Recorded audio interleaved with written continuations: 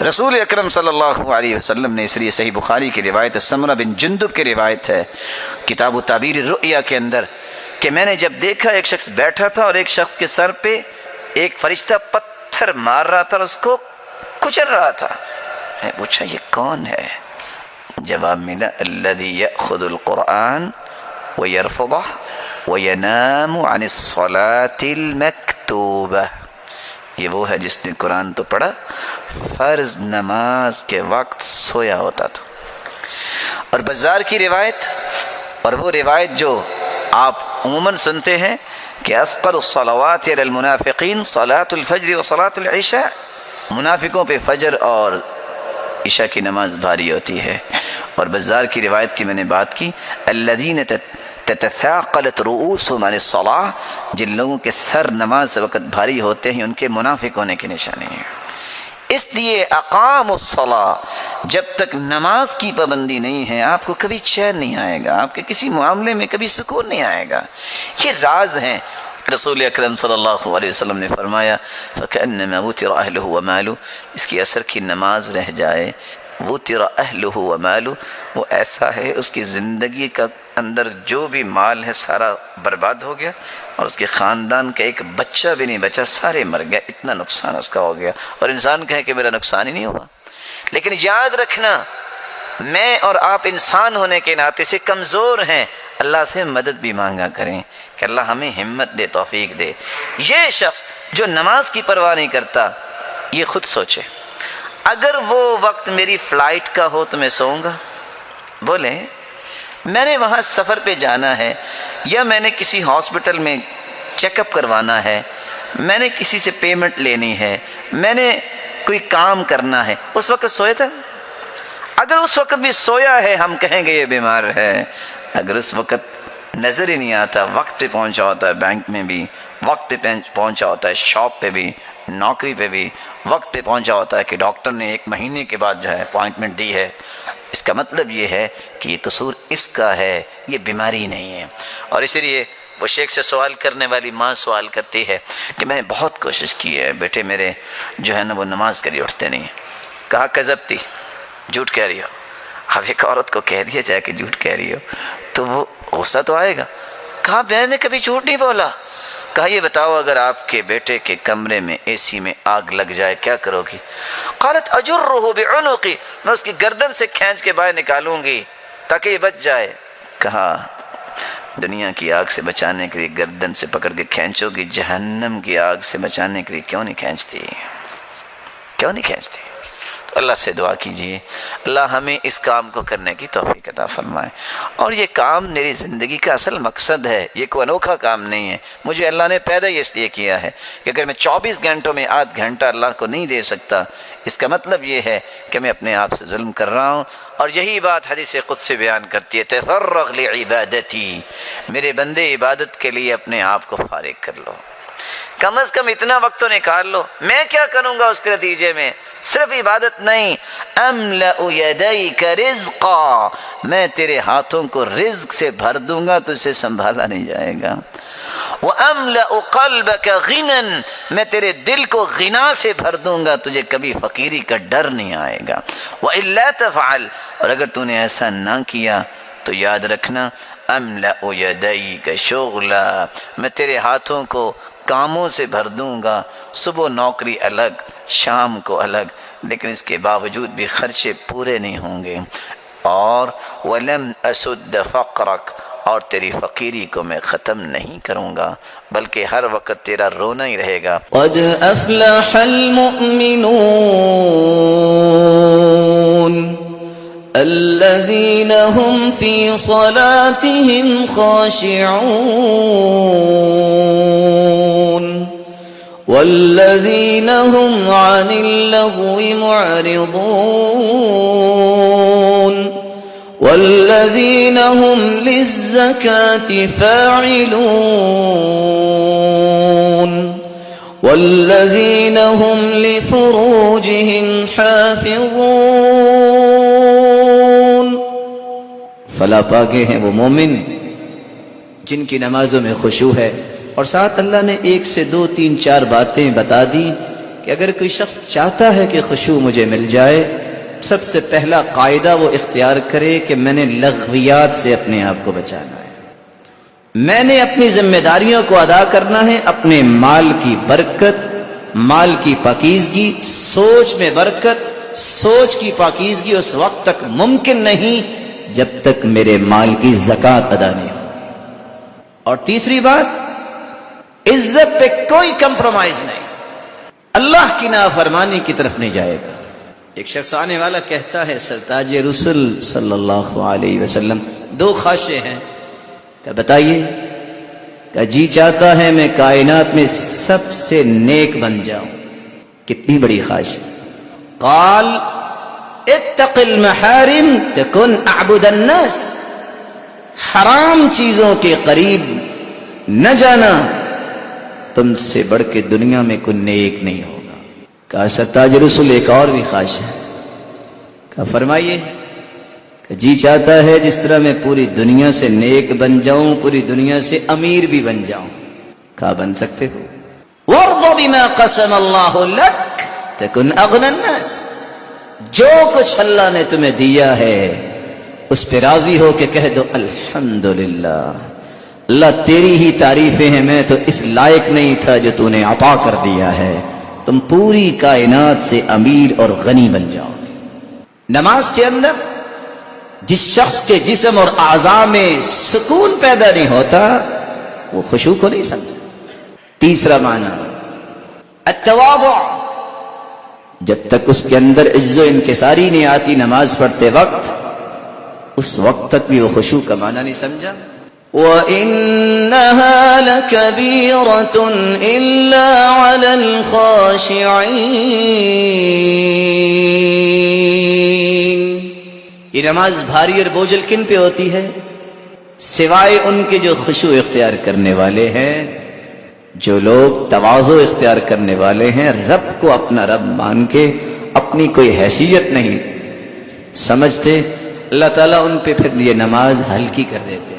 اور سچ کہا امام ابن القیم رحمۃ اللہ علیہ نے، جس شخص پہ عبادات بھاری اور بوجھل ہو جائیں اس شخص نے اپنے آپ کو اللہ کے ہاں ہلکا کر لیا ہے، اور جس شخص کے ہاں عبادات آسان ہو جائیں، ہلکی ہو جائیں، اس سے قیمتی اور بلند و بالا مقام والا انسان اللہ کے ہاں ہے ہی کوئی نہیں۔ چوتھا معنی الخوف، جب تک دل میں خوف نہیں اس وقت تک خشوع نہیں آتا۔ وَيَدْعُونَنَا رَغَبًا وَرَهَبًا وَكَانُوا لَنَا خَاشِعِينَ، اللہ رب العزت فرماتے ہیں وہ لوگ ہمیں پکارتے ہیں رغبت میں اور رہبت میں، خوف بھی ہوتا ہے ان کے دل میں، نہ جانے قبول ہوگی کہ نہیں ہوگی، اور امید بھی ہوتی ہے کہ ہاں اللہ ضائع نہیں کرے گا۔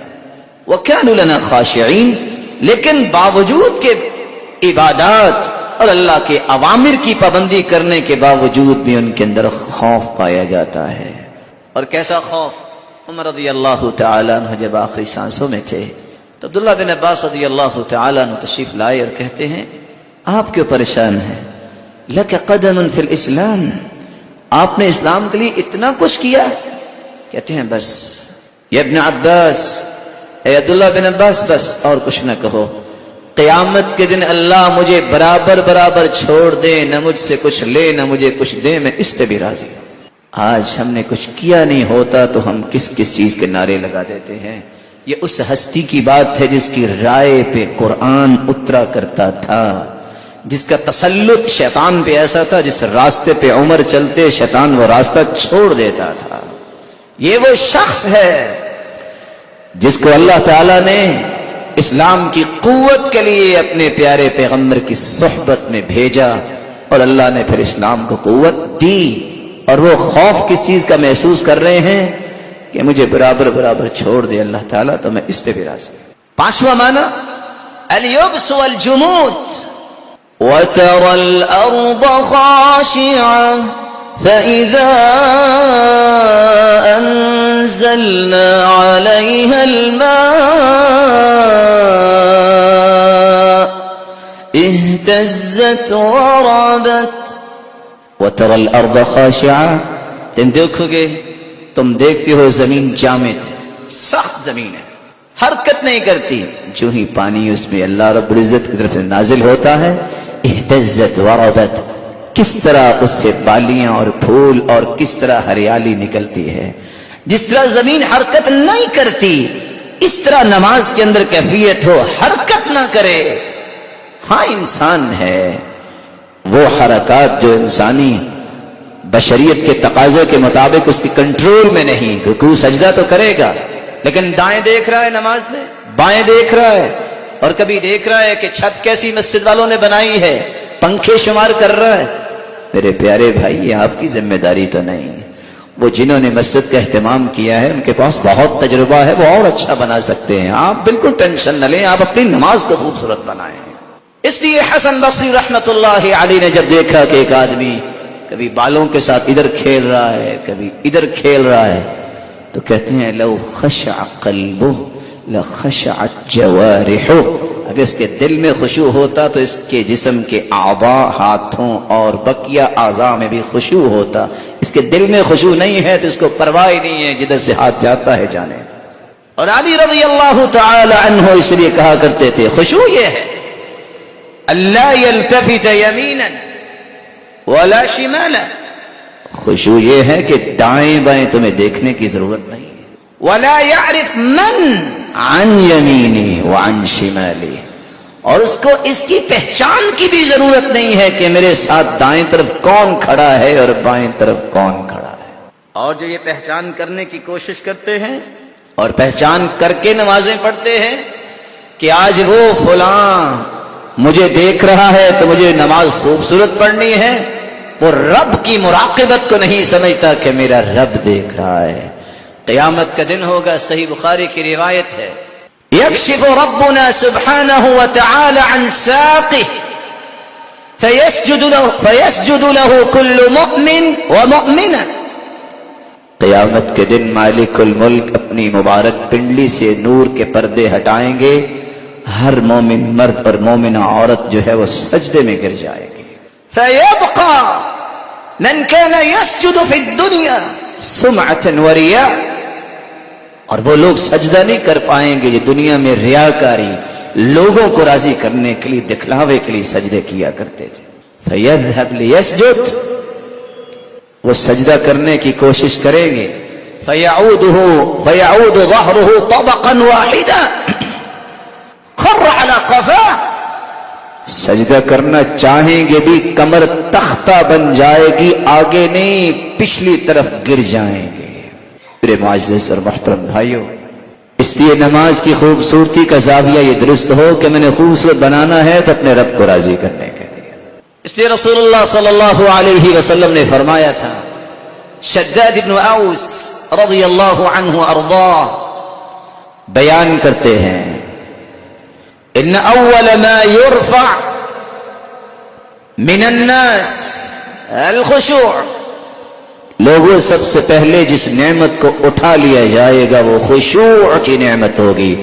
اور ابو الدرداء رضی اللہ تعالی عنہ روایت کرتے ہیں، رسول اللہ صلی اللہ علیہ وسلم نے فرمایا، یرفع ان اول الشیء یرفع الخشوع، سب سے پہلے اس امت سے خشوع اٹھا لیا جائے گا، حتی لا ترا فیہا خاشعا، تمہیں خشوع اختیار کرنے والا ڈھونڈنے سے نہیں ملے گا، اس غم کی جگہ پہ خوشی کو لے آتے، الا ابدلہ اللہ مکانہ فرحا، اللہ اس غم کو دور کر کے اتنی خوشی عطا کر دیتے ہیں۔ صحابی نے پھٹ سوال کیا، اللہ کی رسول اس کا مطلب ہے یہ تو ہمیں سیکھنا چاہیے؟ فرمایا ينبغي لمن سمعها ان يتعلمها، ہاں جس نے کبھی یہ بات سن لی وہ اس کو ضرور سیکھے اور یاد کرے تاکہ غموں کو اپنی زندگیوں سے دور کر سکے۔ رسول اللہ صلی اللہ علیہ وسلم نے فرمایا، من اصابه غم او ہم او شقم او شدہ، کسی کی زندگی غموں میں، فکروں میں یا کسی سختی میں چلی گئی، بیماریوں میں گر گئی، طاقت کتنی ہے زبان سے نکلنے والے الفاظ کی جب وہ اللہ کی رضا کے لیے کہے جائیں، اور اتنا کہہ دے اللہ ربی لا شریک لہ، اتنے الفاظ وہ کہہ دے اللہ اس کا غم، فکر، بیماری اور وہ سختی اس سے اللهم اكفني بحلالك عن حرامك واغنني بفضلك عمن سواك۔ سیدنا علی رضی اللہ تعالیٰ عنہ بیان کرتے ہیں ایک شخص قرض سے بہت پریشان، تو آپ صلی اللہ علیہ وسلم نے فرمایا لو كان عليك مثل جبل صبیر دینا اذهبه اللہ عنك، اگر صبیر پہاڑ جتنا بھی تجھ پہ قرض ہے، یہ کلمات اپنی زبان پہ لے آؤ، اللہ اس قرض کو دور فرما۔ عبادت کا انسانی زندگی پہ اثر ہے، یہ صرف آخرت کے لیے نہیں ہم کرتے۔ رسول اللہ صلی اللہ علیہ وسلم نے فرمایا دعاء ذی النون لا الہ الا انت سبحانک انی کنت من الظالمین لم يدع بها قط الا استجاب اللہ لذلك۔ زندگی کے کسی پریشانی میں اگر کوئی ایک کلمہ پڑھ لے لا الہ الا انت سبحانک انی کنت من الظالمین لم يدع بها رجل قط الا استجاب اللہ لذلك، جب بھی یہ کلمات اپنی زبان پہ لائے اور دعا کر دے، اللہ ذوالجلال اس کی دعا کو رد نہیں۔ رسول اکرم صلی اللہ علیہ وآلہ وسلم نے صحابہ کرام کو جو اس زاویے میں رہنمائی اور تربیت دی ہے وہ میرے اور آپ کے لیے بہت ضروری ہے۔ مجھے اور آپ کو یہ سمجھنا چاہیے کہ بیماری یا انسان کو کوئی دکھ اور غم آتا ہے، اس کا مقصد کیا ہوتا ہے۔ اللہ ذوالجلال اپنے بندوں سے اس قدر محبت کرتے ہیں کہ جو اللہ ذوالجلال کے دین کو ماننے والے ہیں، اللہ ذوالجلال انہیں تنبیہ کرتے ہیں کہ ابھی ضرورت ہے کہ تم اپنے رب کی نعمتوں کا اور شکر ادا کرو، ضرورت ہے کہ تم اللہ ذوالجلال کے دین کی سربلندی کے لیے اور صلاحیتیں لگاؤ۔ اس لیے اللہ ذوالجلال فرماتے ہیں وَلَنَبْلُوَنَّكُمْ بِشَيْءٍ مِّنَ الْخَوْفِ وَالْجُوعِ وَنَقْصٍ مِّنَ الْأَمْوَالِ وَالْأَنفُسِ وَالثَّمَرَاتِ وَبَشِّرِ الصَّابِرِينَ۔ ہم تمہیں آزمائیں گے، کبھی خوف دے کر، کبھی بھوک دے کر، کبھی تمہارے مال و دولت میں کمی کر کے، کبھی تمہاری افرادی قوت میں کمی کر کے، کبھی پھلوں میں کمی کر کے، لیکن یہ ایک آزمائش ہی ہوگی۔ وہاں خوشخبری بھی سنا دی جن ساری آزمائشوں کے باوجود بہادری کے ساتھ، خاموشی کے ساتھ وہ وقت گزارتا ہے، اللہ ذوالجلال نے اس کے لیے بہت ساری خوشخبریاں رکھی۔ وَبَلَوْنَاهُمْ بِالْحَسَنَاتِ وَالسَّيِّئَاتِ لَعَلَّهُمْ يَرْجِعُونَ۔ اللہ ذوالجلال فرماتے ہم نیکیوں کے ساتھ بھی آزماتے ہیں، برائیوں کے ساتھ بھی، اور مقصد کیا ہوتا ہے؟ پلٹ آؤ، آ جاؤ پلٹ کے اپنے رب کی طرف۔ رسول اکرم صلی اللہ علیہ وآلہ وسلم نے ایک دوسرا سبب بھی بیان کیا ہے، یہ حکمت اور مقصد ہے۔ ما يصيب المسلم من نصب ولا وصب ولا هم ولا حزن ولا أذى ولا غم حتى الشوكة يشاكها إلا كفر الله بها من خطاياه ولا سقم۔ انسان کو کوئی بھی بیماری لاحق ہو، غم لاحق ہو، فکر لاحق ہو، کوئی تکلیف پہنچے یا اس کے پاؤں میں کانٹا چھپ جائے، اگر اس پر بھی صبر کرتا ہے تو رب تعالیٰ اس کے گناہوں کا اس بیماری اور تکلیف کو کفارہ بنا دے۔ رسول اللہ صلی اللہ علیہ وآلہ وسلم نے ایک تیسری حکمت بیان کی ہے، سنن نبی داود کی روایت ہے، ان العبد اذا سبقت له من اللہ المنزلہ لم يبلغها بعمله ابتلاه اللہ فی جسده او فی ماله او فی ولده ثم صبره على ذلك حتى يبلغه المنزلة التي سبقت له من الله سبحانه وتعالى۔ اللہ ذوالجلال جب اپنے کسی بھی بندے کو ایک بلند مقام عطا کرنا چاہتے ہیں، اور اللہ نے لکھ دیا کہ اس کو بلند مقام نصیب ہوگا، ثم لم يبلغها بعمله، لیکن اس کے عمل میں کوتاہی ہوتی ہے، اتنے اعمال نہیں کرتا جتنے اعمال اسے کرنے چاہیے، ابتلاہ اللہ فی جسدی او فی مالی او فی ولدی۔ تو تین طرح کی آزمائشیں اللہ ذوالجلال دیتے ہیں۔ اس کے جسم میں کوئی پریشانی آ جاتی ہے، اس کو مالی پریشانی کا سامنا ہوتا ہے، اس کو اولاد کی پریشانی کا سامنا ہوتا ہے، ثم صبرہ علی ذلک، اس کو کوئی معمولی سی بیماری بھی آئے اس پہ بھی وہ صبر کرتا ہے، مالی پریشانی آئے اس پہ بھی صبر کرتا ہے، اور اپنی اولاد کی پریشانی پر بھی صبر کی توفیق اللہ ذو الجلال سے عطا کرتے ہیں۔ کب تک؟ حتی یبلغہ المنزلہ التي سبقت له من اللہ سبحانہ وتعالی، یہاں تک کہ اللہ ذو الجلال اس بلند درجے اور مقام تک اسے پہنچا دیتے ہیں اس صبر کی وجہ سے۔ یہاں یہ دوسری بات بھی سمجھنا ضروری ہے، جہاں اللہ ذو الجلال نے کسی بھی بیماری میں حکمتیں رکھی ہیں، وہاں مومن کی بیماری کے ایک نہیں 10 فوائد ہیں۔ سب سے پہلا فائدہ یہ ہے، من یرید اللہ بہ خیرا یصب منہ، صحیح بخاری کی روایت ہے، اللہ ذو الجلال جب کسی کے ساتھ خیر اور بھلائی کا ارادہ کرتے ہیں تو اسے کسی آزمائش میں مبتلا کرتے۔ بندہ مومن جس کو اللہ نے ایمان کی دولت سے نوازا ہوتا ہے، وہ اللہ کے ہر فیصلے کو اپنی عقل سے زیادہ پیار کرتا ہے۔ دیکھیے سعد رضی اللہ تعالی عنہ، جن کی دعا کو اللہ ذو الجلال رد نہیں کرتے تھے، جب آخری عمر میں ان کی آنکھیں، ان کی روشنی ختم ہو گئی تو لوگ کہتے تھے دعا کرو، وہ کہتے تھے قدر اللہ خیر من بصری، میرے رب کا فیصلہ مجھے میری آنکھوں سے زیادہ اچھا لگتا۔ رسول اللہ صلی اللہ علیہ وآلہ وسلم نے اس لیے فرمایا کہ جب انسان کے ساتھ اللہ ذو الجلال خیر اور بھلائی کا ارادہ کرتے ہیں تو پھر اسے کوئی چھوٹی آزمائش میں مبتلا کرتے ہیں، اور یہ اللہ ذو الجلال کی محبت کا ایک اظہار ہے کہ اللہ ذو الجلال اس سے پیار کرتے ہیں اور اسے اپنے اور قریب کرنا چاہتے ہیں۔ اللہ ذو الجلال کی محبت کی نشانی ہے، ان اللہ اذا احب قوما ابتلاهم، اللہ جس قوم سے محبت کرتے ہیں انہیں آزماتے ہیں۔ فمن صبر فله الصبر ومن جزع فله الجزع، جو صبر کرتا ہے اسے صبر کے ثمرات نصیب ہوں گے، اور جو رونا دھونا کرتا ہے، جزا فضا کرتا ہے، اس کے حصے میں صرف رونا دھونا ہی آتا ہے۔ علماء امت کا کہنا ہے کس شخص، کس قوم کو اللہ ذو الجلال کسی بیماری مصیبت میں ڈالتے ہیں اور محبت کی نشانی ہوتی، جس کی 3 بنیادیں ہیں، توحید جس کی خالص ہو، الذین آمنوا ولم يلبسوا ایمانهم بظلم اولئک لهم الامن وهم مهتدون، وہ اللہ ذو الجلال کے پیغمبر کو اپنا آئیڈیل سمجھے۔ لقد كان لكم في رسول الله اسوة حسنہ، وہ دین اسلام کو ایک کامل دستور سمجھنے والا ہو۔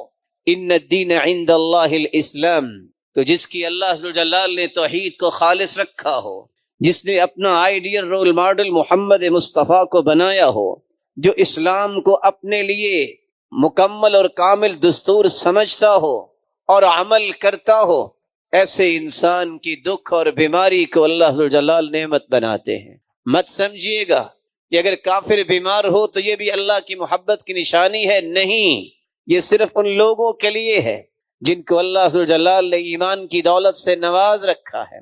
جس طرح کافر بڑی سے بڑی نیکی کرتا ہے، اس کا قیامت کو اجر نہیں ملے گا کیونکہ وہ مومن نہیں ہے، اسی طرح کسی بھی مصیبت کا سامنا اگر کافر کو کرنا پڑتا ہے تو اس کے گناہوں کا کفارہ نہیں ہوگا کیونکہ وہ مومن نہیں ہے۔ یہ ایمان اللہ ذو الجلال نے اتنی بڑی نعمت بنائی ہے۔ سیدنا صہیب رضی اللہ تعالی عنہ بیان کرتے ہیں، عجبا لامر المؤمن، رسول اللہ صلی اللہ علیہ وسلم نے فرمایا مومن کا ہر کام ہی کتنا عجیب ہے۔ ان اصابته سراء شکر فکان خیرا لہ، اگر اسے کوئی خوشی نصیب ہو تو شکر کرتا ہے، یہ بھی اس کے لیے بہتر ہے۔ وَإِنْ أَصَابَتْهُ ضَرَّاءُ صَبْرٌ فَكَانَ خَيْرًا لَهُ، اگر اسے کوئی مصیبت آتی ہے اس پہ صبر کرتا ہے تو یہ بھی اس کے لیے بہتر ہے۔ اور اللہ کے رسول صلی اللہ علیہ وسلم نے آخر میں فرمایا وَذَلِكَ لِلْمُؤْمِنِ، یہ امتیاز صرف مومن بندے کا ہے، کافر کو یہ نصیب نہیں ہوتا، منافق جو عقیدے کا اس کو نصیب نہیں ہوتا۔ یہ ایمان کی وجہ سے اللہ ذو الجلال نے اس کے لیے انعامات کی بارش کر رکھی۔ رسول اللہ صلی اللہ علیہ وآلہ وسلم نے ایک تیسرا فائدہ بیان کیا ہے۔ آپ صلی اللہ علیہ وسلم نے فرمایا جب ان سے سوال کیا گیا ای الناس اشد بلاء، سب سے زیادہ آزمائشوں کا سامنا کن کو کرنا پڑتا ہے؟ قال الانبیاء ثم الامثل فالامثل، سب سے زیادہ آزمائشیں انبیاء پہ آئی، پھر جو انبیاء کے مشن کے زیادہ قریب ہوتا ہے۔ یبتلی الرجل علی حسب دینہ، ایک آدمی کو اس کے دین کے اعتبار سے ہی آزمایا جاتا ہے۔ ان کان صلب الدین اشتد بلاؤہ، دین میں جتنا مضبوط ہوگا اتنی زیادہ آزمائشوں کا سامنا ہوگا۔ وَإِن كَانَ فِي دِينِهِ رِقَّةٌ، اگر اس کے دین میں کمزوری ہے، ابتلی علی حسب دینہ، تو اس کی آزمائش بھی اتنی تھوڑی ہوگی۔ فَمَا تَبْرَحُ الْبَلَاءُ عَلَى الصَّبْرِ حَتَّى تَدَعَ يَمْشِي عَلَى الْأَرْضِ لَيْسَ عَلَيْهِ خَطِيئَةٌ، جب کسی انسان کو کوئی مصیبت اور بیماری آتی ہے اور وہ صبر کرتا رہتا ہے، پہلا قدم زمین پہ رکھتا ہے، چلنا شروع کرتا ہے، سر سے پاؤں تک کوئی بھی گناہ باقی نہیں بچتا، لیس علیہ خطیئہ، سب گناہ اس کے معاف ہو چکے۔ رسول اللہ صلی اللہ علیہ وسلم نے ایک دوسری روایت میں فرمایا، صحیح الجامع کی روایت ہے، ان الصالحین یشدد علیہم، صالح لوگ ان پہ سختیاں تو آتی ہیں، وَإِنَّهُ لَا يُصِيبُ مُؤْمِنًا نَكْبَةً مِنْ شَوْكَةٍ فَمَا فَوْقَ ذَلِكَ إِلَّا حُطَّتْ عَنْهُ بِهَا خَطِيئَتُهُ وَرُفِعَ لَهُ بِهَا دَرَجَةٌ، جب بھی کسی صالح، کسی مومن انسان کو کوئی پریشانی لاحق ہوتی ہے، کانٹا چبھے یا اس سے بھی چھوٹی تکلیف ہو، اللہ ذوالجلال اس کے گناہوں کو معاف فرماتے ہیں اور اس کے درجات کو بلند فرما دیتے ہیں۔ ایک چوتھا فائدہ جس سے انسان اکثر غافل رہتا ہے، انسان جتنی بھی کوشش کرے اس کی سب سے بڑی خوشی اور سعادت یہ ہے کہ گناہوں سے پاک ہو جائے۔ رسول اللہ صلی اللہ علیہ وسلم نے فرمایا، ما من مسلم يصيبه اذى من مرض فما سواه الا حط الله به سيئاته كما تحط الشجرة ورقها، صحیح بخاری اور مسلم کی روایت ہے، جب بھی کسی مسلمان کو بیماری لاحق ہو یا کوئی اور تکلیف ہو، الا حط اللہ به سیئاتہ، اللہ ذوالجلال اس کے گناہوں کو گرا دیتے ہیں، کما تحط الشجرۃ ورقها، جس طرح موسم خزاں میں درخت اپنے پتے جھاڑ دیتے ہیں، اسی طرح اس کے گناہوں کو ختم کر دیا جاتا ہے۔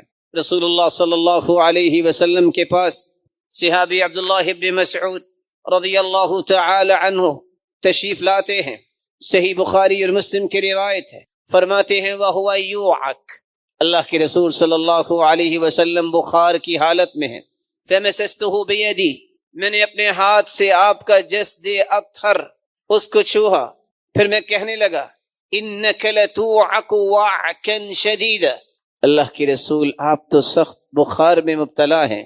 فقال النبی صلی اللہ علیہ وسلم اجل، آپ نے فرمایا جی ہاں، انی اوعک کما یوعک رجلان منکم، تم میں سے اگر کسی دو صحابیوں کو بخار ہو تو مجھے اس کے برابر ایک کو بخار ہوتا ہے، آپ کا بخار دو لوگوں کے برابر۔ پھر آپ صلی اللہ علیہ وسلم کو میں نے کہا فقلت ذلك لأن لك اجرین، اللہ نے آپ کے لیے اجر بھی تو دگنا رکھا ہے۔ فقال اجل، کیوں نہیں؟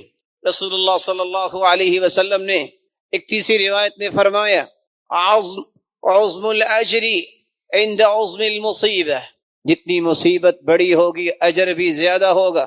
وَإِذَا أَحَبَّ اللَّهُ قَوْمًا ابْتَلَاهُمْ، اللہ عز و جلال جب کسی کو پسند کرتے ہیں تو اسے آزمائش میں ڈالتے ہیں۔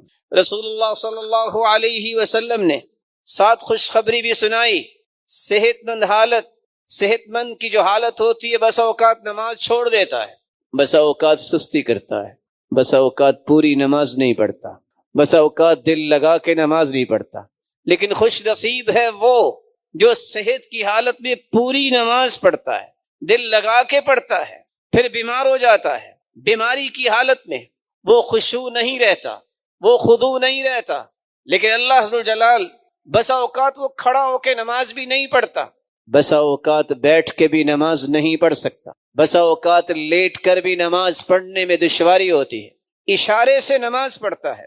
خوشخبری سنا دی، اذا مرض العبد او سافر كتب له بمثل ما كان يعمل مقيما صحیحا، سنن نبی داود کی روایت ہے، اور صحیح بخاری کی روایت ہے، جو انسان صحت کی حالت میں اچھی نماز پڑھتا ہے پھر وہ بیمار ہو جاتا ہے تو پھر جیسی بھی نماز پڑھتا ہے اللہ ذوالجلال فرماتے ہیں اس کی نماز کا اجر وہ لکھو جو اس نے صحت کی حالت میں اور اپنے سفر کی حالت میں نہیں، حضر کی حالت میں اچھی نماز پڑھی تھی۔ یہ انعام ہے اللہ ذوالجلال کی طرف سے۔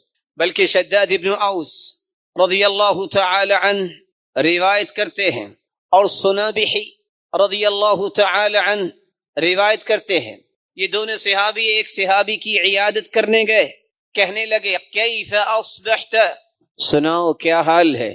قال اصبحت بنعمہ، میں نے اللہ ذوالجلال کی نعمت کو پایا ہے۔